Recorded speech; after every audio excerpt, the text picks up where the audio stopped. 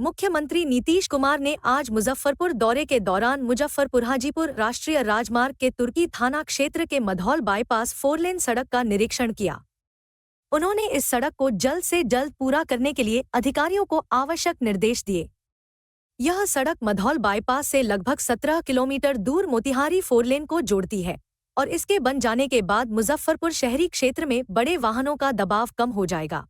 इसके अलावा मुख्यमंत्री ने 15 करोड़ रुपए की लागत से मुजफ्फरपुर जिले में नवनिर्मित मॉडल थाना भवन जजुआर, मॉडल थाना भवन हत्था और अनुसूचित जाति जनजाति विशेष थाना भवन का उद्घाटन किया।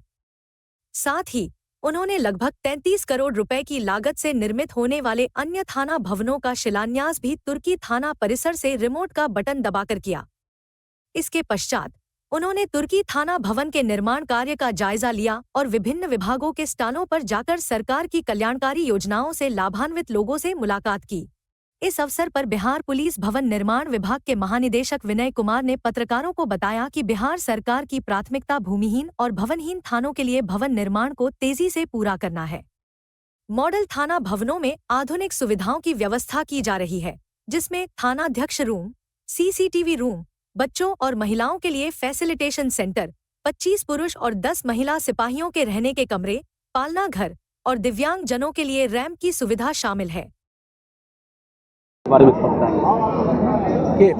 सरकार की प्राथमिकता रही है कि जितने भी भूमिहीन एवं भवनहीन थाने हैं उनके लिए भूमि की व्यवस्था और भवन की व्यवस्था की गई है और युद्ध स्तर पर सभी थाना भवनों का निर्माण हो रहा है। इसी कड़ी में पिछले साल, इस साल फरवरी में और आज मुजफ्फरपुर के कुल 11 थानों का उद्घाटन किया गया। आज 3 हुआ, फरवरी में 3 हुआ था और पिछले साल 5 हुआ था और 17 थाना भवन का निर्माण अभी प्रगति पर है, जिसमें आप तुर्की थाना भवन भी देख रहे हैं। इस प्रकार ये 6 महीने के अंदर ये 17 थाना भवन भी बन जाएंगे, तो कुल 28 थाना भवन बन जाएंगे कुल 53 में से, जो कि 50% से भी अधिक है।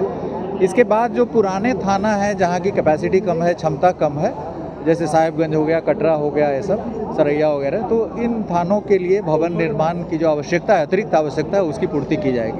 पहले के पुलिस का जो भवन निर्माण हो रहा है उसमें अन्य सुविधा पहले की अपेक्षा क्या दी जा रही है? साथ ही TOP की संख्या काफ़ी बढ़ी है और अन्य क्या ध्यान में रखा जा रहा है? नहीं, जो OP थे वो सभी उत्क्रमित होकर 284 थाना भवन में उत्क्रमित हो गए हैं, तो आज के डेट में कोई OP नहीं है, सभी थाना में उत्क्रमित हो गए हैं।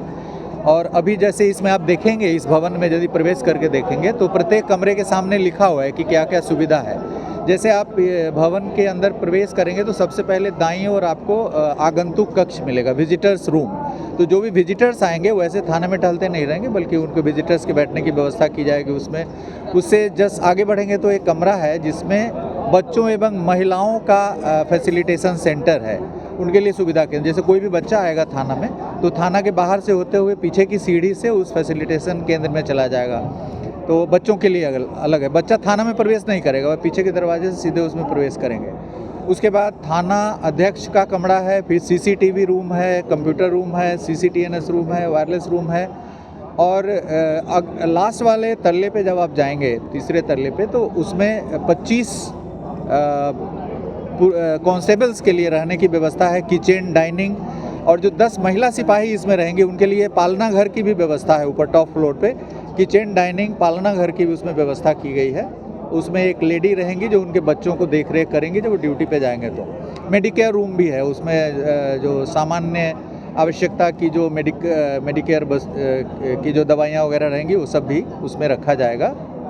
और कोई ना कोई इसमें जो सिपाही होंगे वो ट्रेंड रहेंगे प्राथमिक उपचार में, तो वो उसको यूज़ कर सकते हैं। तो हर तरह की सुविधाएं। फिर इसमें जो रैंप है, विकलांगों के लिए भी इसमें टॉयलेट की व्यवस्था की गई है। जो दिव्यांगजन है उनके लिए, दिव्यांगजनों को यहाँ से जाने के लिए इस पर रैंप बनेगा और रैंप के माध्यम से वो यदि वो व्हील चेयर पे हुए हैं तो उस पर जा सकते हैं। उनके लिए टॉयलेट की अलग व्यवस्था ग्राउंड फ्लोर पे की गई है। तो हर प्रकार की सुविधाओं का ध्यान रखा गया, बच्चों के लिए, महिलाओं के लिए, महिला सिपाहियों के लिए, और प्रत्येक प्रकार की सुविधा की जो आवश्यकता होगी वो सभी का समावेश इसमें किया गया इस नए भवनों में।